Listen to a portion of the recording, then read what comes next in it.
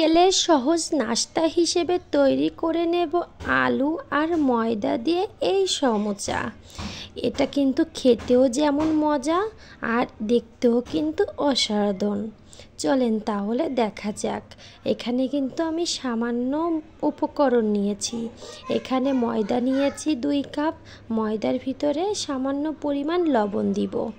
লবণটা দিয়ে আমি ময়দাগুলো একটু মিশিয়ে নেব। তারপর আমি এখানে রান্নার সাদা তেল দিয়ে দেব। সাদা তেলটা দিয়ে আমি হাত দিয়ে এভাবে মিশাতে থাকবো। মিশানো থাকার পরে আমি এখানে কুসুম গরম পানিটা অ্যাড করব। এখানে আমি অল্প অল্প করে পানি দিয়ে একটা ডো তৈরি করব। এই ডোটা একদম নরম তুলতুলে হতে হবে, শক্ত হলে কিন্তু হবে না। আর এদিকে আমি আলুর যে মিশ্রণটা ছিল সেটা তৈরি করে নেব। আমি এখানে আলুর ভিতরে লবণ, হলুদ, মরিচের গুঁড়া, ধনিয়া গুঁড়া দিয়ে মিশিয়ে নিয়েছিলাম। এখন আমি চালের গুঁড়াটা দিয়ে অ্যাড করে নিলাম। আর এদিকে যে ময়দাটা আমি রেখে দিয়েছিলাম ওটা লুচি কেটে নিয়ে নিলাম। আমি 5 পিস লিচি কেটে নিয়েছি। এখন আমি এটা রুটির মতো করে বেলে নেব।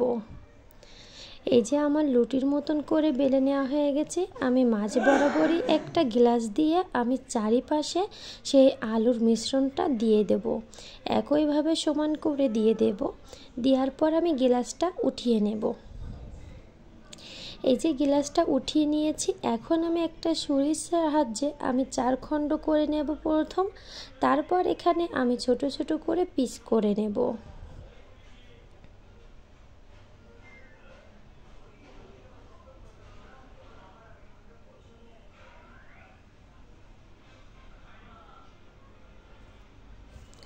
এই যে আমার সবগুলো ছোট ছোট করে পিস করে নিয়েছি।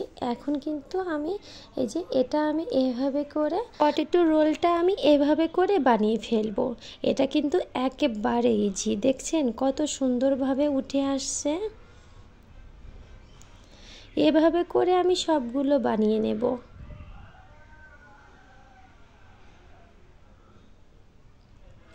এই যে আমার এভাবে করে আমি সবগুলো বানিয়ে নিয়েছি। এখন আমি এটা তেলে ভেজে নেব। আমি এখানে তেলটা যখন গরম হয়ে আসবে তখন আমি জালটা মিডিয়াম টু লোতে রেখে আমি এক এক করে দিয়ে দেব সবগুলো।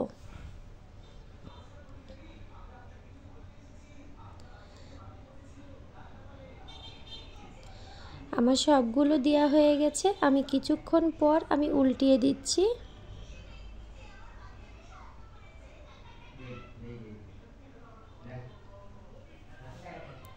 খুব ভালোভাবে ভেজে নেব।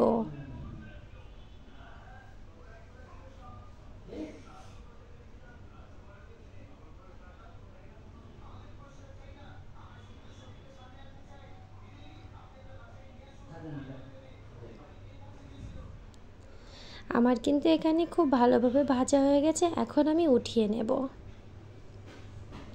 এই যে রেডি হয়ে গেছে আমার পটেটো রোল। দেখেন দেখতেও যেমন হয়েছে, খেতেও কিন্তু দারুণ হয়েছে। আর এটা বিকালের নাস্তা হিসেবে একেবারে পারফেক্ট। এই নাস্তাটা যদি বাচ্চাদেরও দেওয়া হয় খুব মজা করে খেয়ে নেবে। আমার ভিডিওটি ভালো লাগলে লাইক, কমেন্ট, শেয়ার করবেন। সবাই ভালো থাকবেন। আজকের মতো বিদায়।